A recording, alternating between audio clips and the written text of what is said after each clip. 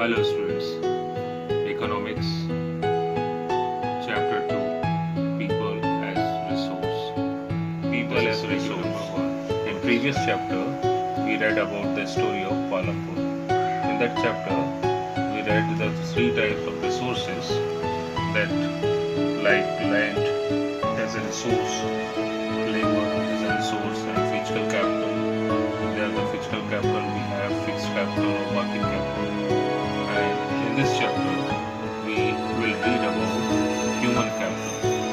Human as a capital, human as a resource. What does this chapter talks about? It talks about the human as a important part of work, and it is the most important part of anything. Now we start. The chapter People as a Resource is an effort to explain the population as an asset. In this chapter, we are going to explain the population is not the liability, but it is an asset for us. So for the economy rather than the liability. So we can say the population is the asset for our country rather than liability, which is generally people think. Population becomes human capital when there is an investment made in the form of education. This population is useful when and only when there is a proper investment, and the investment in the form of education, in the form of training and medical care, because human being is a living being, so we have to take the proper care, and that is possible through medical care. In fact, human capital is the stock of skills and productive knowledge embodied in them. Actually, human capital is a stock of a skill, means their people are expert in the different work, and they are productive and they can give result, proper output services when there is a proper grooming, and grooming can be done only proper training, and for training there is a basic education is required, then there is a training and their care by medical facilities. People as a resource is a way of referring to the country's working people. Working people is called resource of the country in terms of their existing productive skills and ability. When they are productive, they give proper work, proper output, skills are there and abilities are there, then the people are regarded as a resource of country. Looking at the population from this productive aspect, emphasis its ability to contribute to the creation of the gross national product. So when this population is used and useful as a resource, then it will be the part of gross national product. Like other resources, population also is a resource. Other resources which we talked in the previous chapter, that like land, labor or physical capital. These three aspects we read in the chapter first, Palampur, where we talked about these resources. Land as a fixed resource, labor, people are there involved who are not educated enough. They work as a labor, and physical capital. We talked about the fixed capital and the working capital. So these are, and in this chapter we are talking about the human resource. Human resource is useful when there is proper training is there. This is the positive side of the large population. When this large population is useful when there is a proper training. So positive side of population that is often overlooked when we look only at the negative side. Generally, people think that population is a burden for country, but we can use in the positive manner when there is a proper training to this population. Considering only the problems of providing the population with food, education and access to health facilities, when the existing human resources is further developed by becoming a more educated and healthy, we call it human capital formation. So after this, these are the facilities we provide to human as a resource, like education is there, healthcare is there, then only we can come to the level of the human capital formation. and this human capital formation is the real human resource for our country, thus add to the productive power of the country, just like physical capital formation.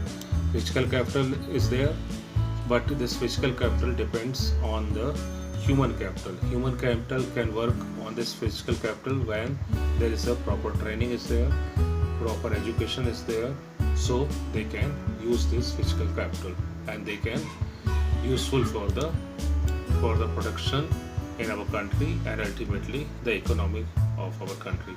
Investment in the human capital through education, through training, medical care, etc.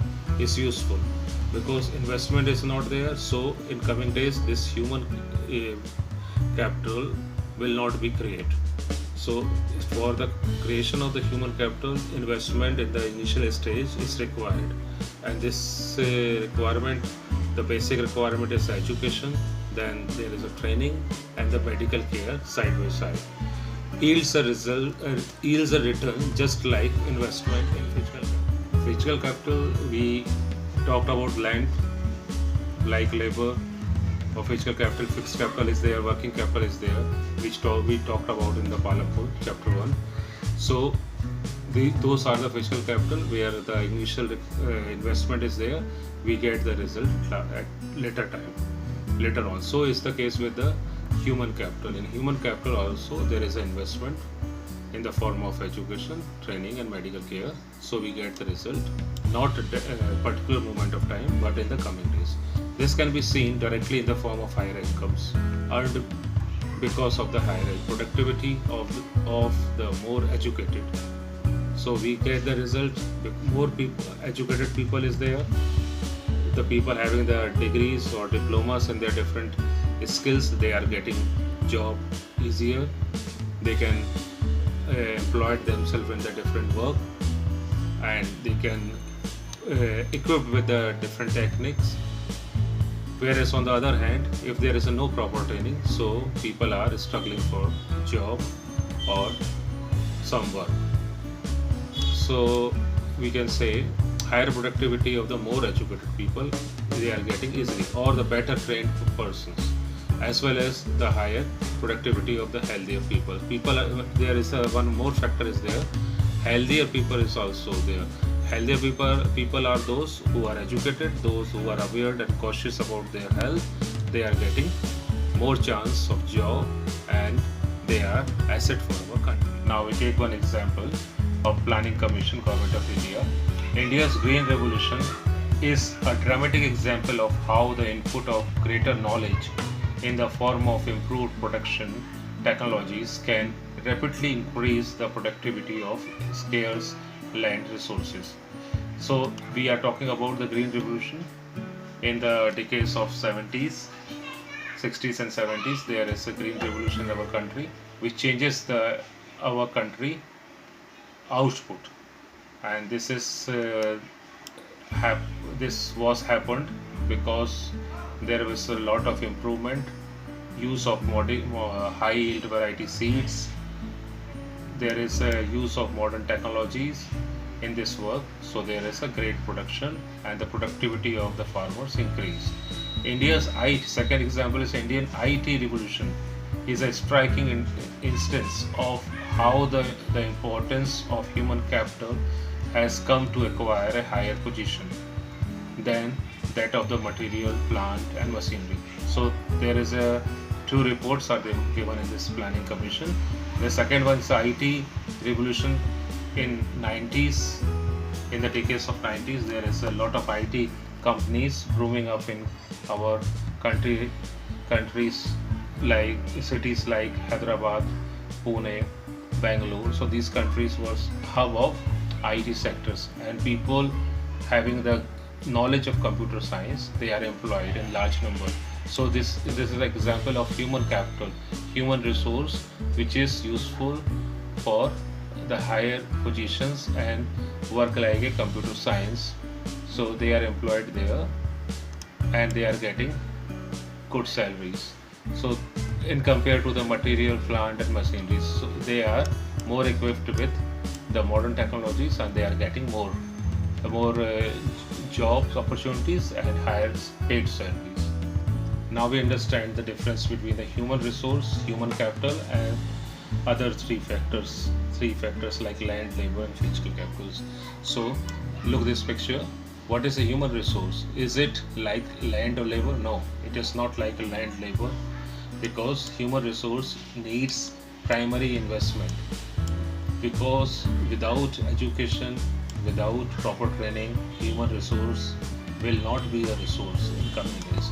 So we need a proper training, proper education at initial stage, and that is the stage of investment. Is it more than that? Yes, definitely, because this is a difference between the land or labor, or other hand human as a resource. Where is human capital? Is it like rupee, paisa, or dollar? It is not like rupee, dollar, or paisa.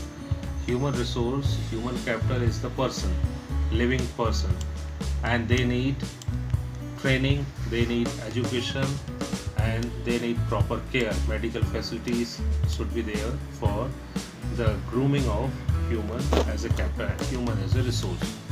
Is it more than that? Definitely, because it is a living being. So there is a proper care, proper training is needed. Whereas on the other side, three capitals like land or physical capitals, they are not depends on this criteria.